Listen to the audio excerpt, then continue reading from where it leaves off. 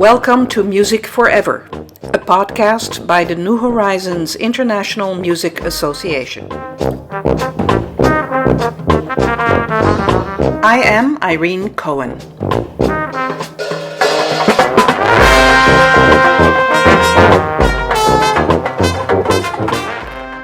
Ron Berry is the founder of the New Horizons Band of Northern New York in Potsdam.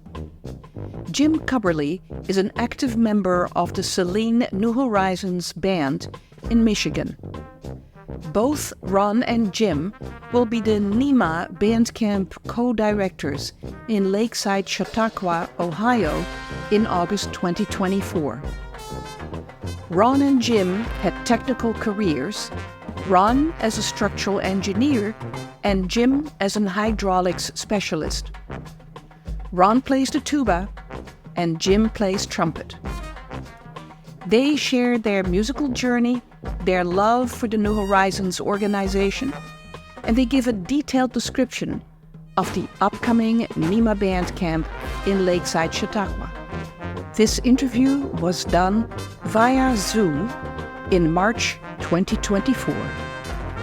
Well, thank you so much, Ron and Jim, for agreeing to do this podcast. It's really wonderful to have you here, especially because the two of you are planning to organize the Lakeside Chautauqua Band Camp in August. So welcome, and let's start with how both of you remember first memories of music and how it got in your life. Ron, we'll start with you. I don't have any distinct memories of my music involvement pre-fourth grade, but at the beginning of fourth grade, they were recruiting for the band, and I thought that would be just a fabulous thing to do. Bought a trumpet and started playing. Our first debut as a band was for a Christmas concert, and it's grown from there. And do you remember how the trumpet came about? Was it your choice or your parents' choice? I think that was solely my choice. And how was that for you, Jim? My first introduction was in fifth grade. Our entire class was given tonettes and those little black toot things. And sessions were held so that we'd have the opportunity to learn to play them. Well, I wanted to play trumpet, but our home situation didn't really allow it. This was in the 1950s. My father, he was a laborer at a factory, so there really wasn't much cushion there to support getting an instrument and joining a band. So I didn't do it. I had to watch that opportunity go by. Right. You know, I had to look up tonet, but it looks sort of like a plastic recorder, somewhere between a recorder and a kazoo, right? Exactly. How at some point in time did you get to play the trumpet, and why a trumpet? Well, why the trumpet is one I can't really answer, except I always wanted to play the trumpet. I mean, it just was something that appealed to me. So that's not a good answer, but I always wanted to play the trumpet. And the opportunity came along, through New Horizons Band. That's when I started, when I was 52 years old. Jim and Ron describe what musical instruments they tried between childhood and later adult life. I got a guitar and a little acoustic guitar. And I remember I got it from a friend's uncle who had one arm, so it didn't do him any good. And I bought it real cheap from him and got some books and just on my own learned how to play and just played it from then on. Even played in a little rock and roll band and had some gigs and all that kind of stuff. So. And how about you, Ron? I played through my first 3 years of college. And so high school band and then the orchestra at the college where I was.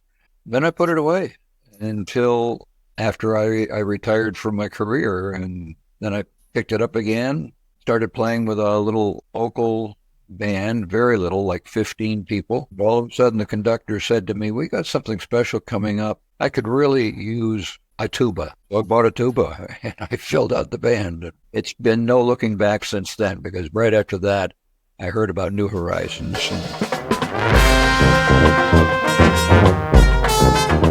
Jim, do you want to tell us how you found out about New Horizons?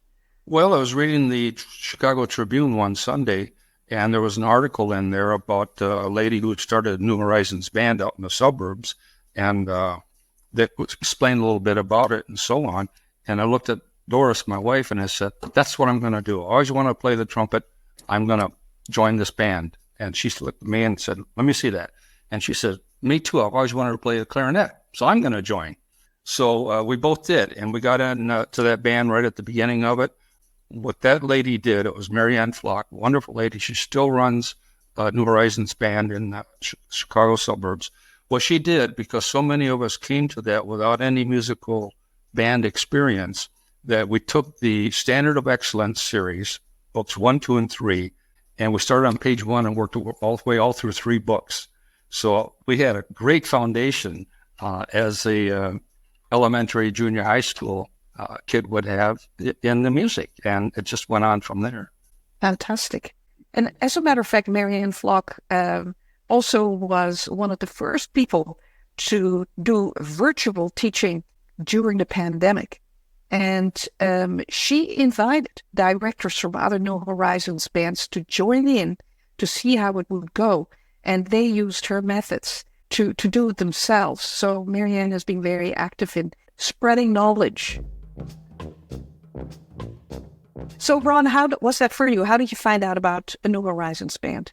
Leading up to retirement, and I would go to village concerts where professionals were playing, and I knew a couple of them. I asked about them whether they knew of any organization for adult musicians. And one of them piped up and said, well, there's New Horizons, and found upcoming that very summer was a camp, a New Horizons camp at Interlaken. I signed up, and my life changed right there. I was sold on my very first camp. How did you then end up in a New Horizons band near where you live? Well, I was so excited about New Horizons, I just knew I couldn't keep that secret to myself. So I decided I would organize people here in the Potsdam area, and I had huge assistance with the faculty at the Crane School of Music, part of SUNY Potsdam, to the extent that he said, no problem, you go get the people, we'll provide the room for you. 25 people showed up at that first Dog and Pony show. A good number of them showed up for the very first rehearsal. My mentor that said, bring them on, he had students lined up, and they would take us to different rooms, and we would start playing, and then we would finish that part with coming together into one room and playing something in relative harmony. I still have a recording of that first time that we played together. If you listen carefully, you can detect some form of old song that we kids sang. It barely comes through the cacophony. It was just a win. The people loved it, and many people who came that day are still with the band. That is amazing. That is hugely complicated, yet you make it sound as if it was all very, very easy to get it organized. You didn't just stick to playing. Tell us a little bit about what happened when you got into a conducting role. After our first semester with the college students, the school said, well, we've got another room where we'll let you play all by yourself. They sat in their chairs. I sat on my chair in front of them. I would wave my hand, and we would play. But then about a month later, somebody came in with a tuba. We don't need 2 tubas. We're a very small band. I'll do percussion. Got myself a snare drum and started leading the people from the front of the classroom. And then a few weeks later, somebody came in with their own snare drum and sticks. So I threw away one stick, and I became the conductor. I was trying to just become a conductor, but then a very wise woman in the band, who was our board president, took me aside one day and said, Ron, we'd like to help you get to the next level. The board is gifting you a year's worth of private conducting lessons with the premier conducting faculty at that same school, Jim Medea. It changed my life. It just, wow, this is just so wonderful.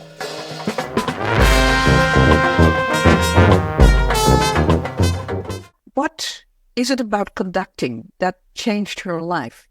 When one plays an instrument, we focus on what notes we have to play. Being a conductor, I get to see on the pages, I get to see all of the notes. I get to determine what's important and where it's important. I wave this magic wand, and more or less the people stay with me. We make a beautiful, beautiful noise. It's really exhilarating. Both of you are veteran band camp organizers. How did you get into that, Jim? Can you tell us a little bit about that? Well, we went to band camps, of course, and at our band, our local band, we would have on occasion regional gatherings of other bands. So that had to be structured. We had to coordinate the other bands coming in or us visiting them. So that was, in a sense, a band camp type of an environment. I think in 2010, I was co-directing the Unicoi Band Camp in Georgia. And after that, there was another Unicoi Band Camp later, another 10 years later after that. And Chautauqua. Now it's a Lakeside one we're working on. This is the second Lakeside one. It's just I became involved with helping and organizing and doing duties for a band camp that I became involved. It is a wonderful thing that there are people like you and Ron who are prepared to do this for others. Ron, how did you get involved?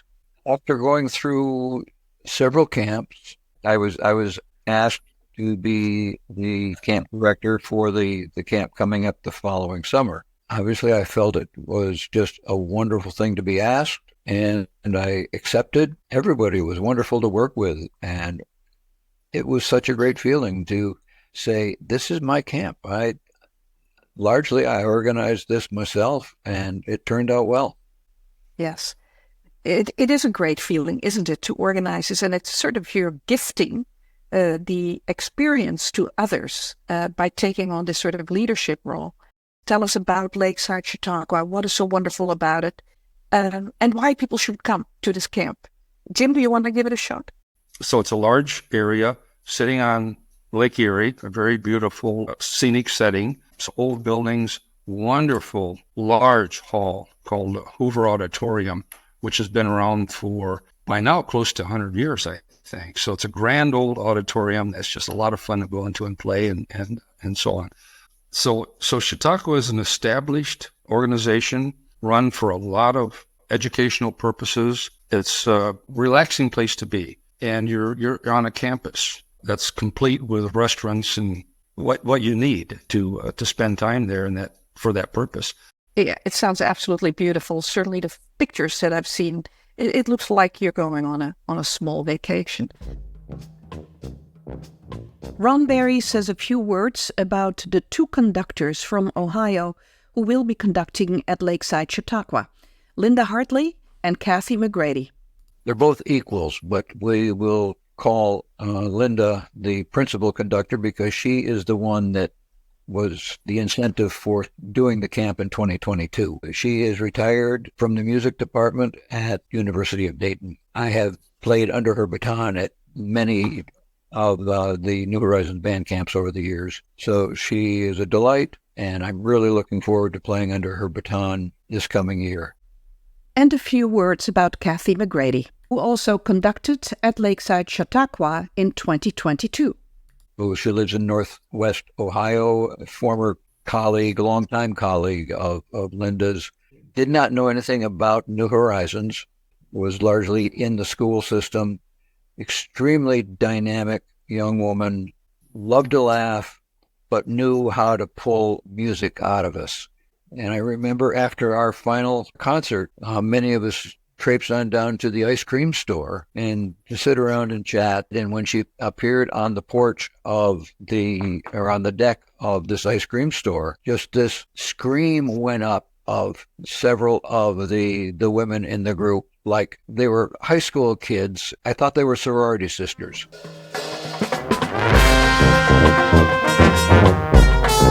What is your level that you're going to be planning for most of the music? I have asked Linda Hartley that same question, and it should range grade 2 to 3 is what she is targeting. Each number gets a little more difficult, so there will be a spread of music to cater to the fact that we are just one band rather than an intermediate band plus an advanced band. What is it, Jim, that you would tell someone who says, I'm thinking of doing a band camp, but I don't know that I want to join. Why would I do something like that? What would you tell them about Lakeside? Well, it's a New Horizons venture. The pressure, there's not the pressure there to perform or die. So in that regard, come, take it for what it is, the experience of making music, being directed by the experienced directors, learning from the people around you, being exposed to music you haven't seen before, perhaps building up your capabilities a little bit. In other words, experience it, enjoy it, play what you can, go away satisfied. What is typical is you start out with everybody playing as they will, and at the concert, at the end of the band camp, you're amazed at how you've progressed in those few days as a band and how good you sound. So you get that satisfaction of being part of that and yourself contributing and learning and becoming better too. Now, the band camp is sponsored and you work together with the New Horizons International Music Association. Both of you have been on the board of directors for NHIMA. Can you tell us a little bit about that experience, Jim? Well, I was on in 2010 to 2012, I believe, and it was structured and organized at the time. I think more so now as it's grown. It has a lot of substance to it, I should say. But as far as when I was on it, I was specializing in the communications, and I thought that was important. I thought that needed to be developed, and I did what I could. But specifically to bring communications from NHIMA to the local bands and then vice versa. That I thought needed to be strengthened and has been, probably always will need to be strengthened. So it's something that is an important thing to work on in the communications. Everyone is welcome at whatever experience and ability. It works. People who are struggling to learn and not doing so well can play in the middle of it, and they're adding to the band, and they're learning, getting that joy themselves and that growth themselves.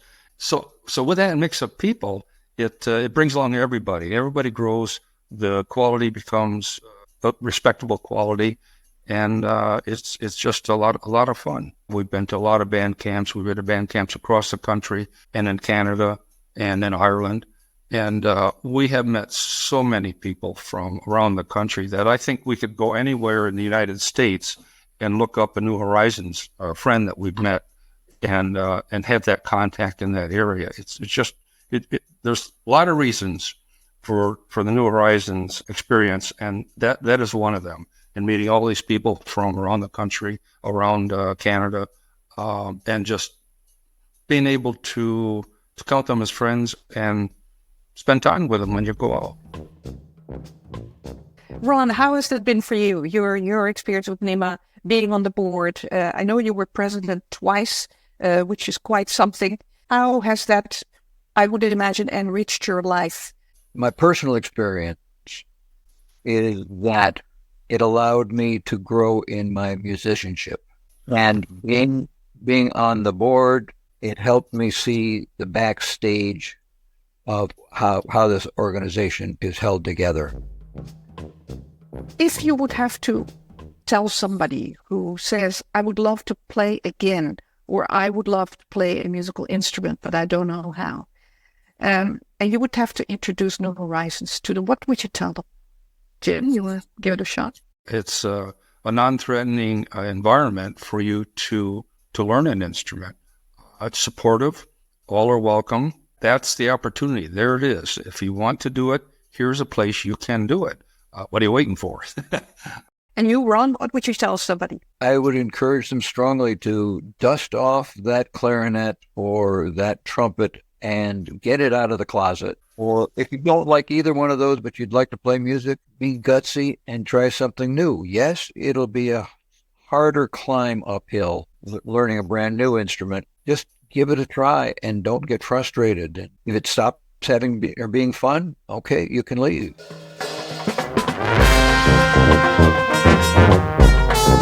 Well, I would like to thank both of you for all you have done for so many years, for your local New Horizons groups, for the larger New Horizons public in organizing band camps, for the responsibilities you took at the international level by being on the board of NHIMA. Here we are, the three of us, one in Michigan, one in New York, one in Canada, having a chat, and we never would have met were it not for this organization. And we're all still with it. We all love it, and we will continue to love it. So thanks for all you do. Thanks for your friendship. Thanks for your kindness and for reaching out to so many people in this music world. And thank you for doing this podcast. Have a lot of fun there in Lakeside Chautauqua. It is guaranteed going to be a wonderful camp. So good luck with everything. Thank you.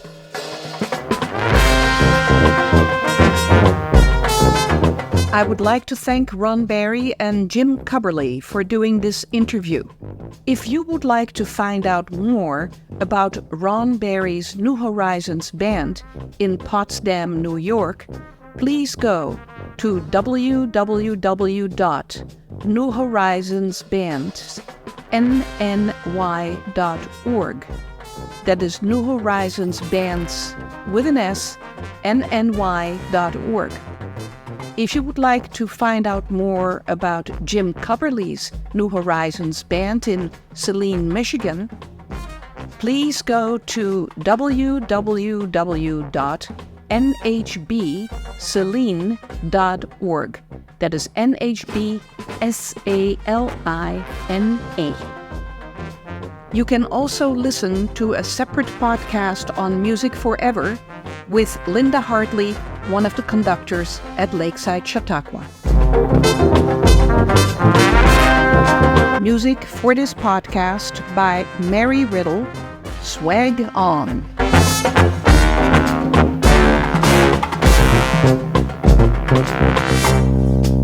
Thanks for joining us for this episode of Music Forever.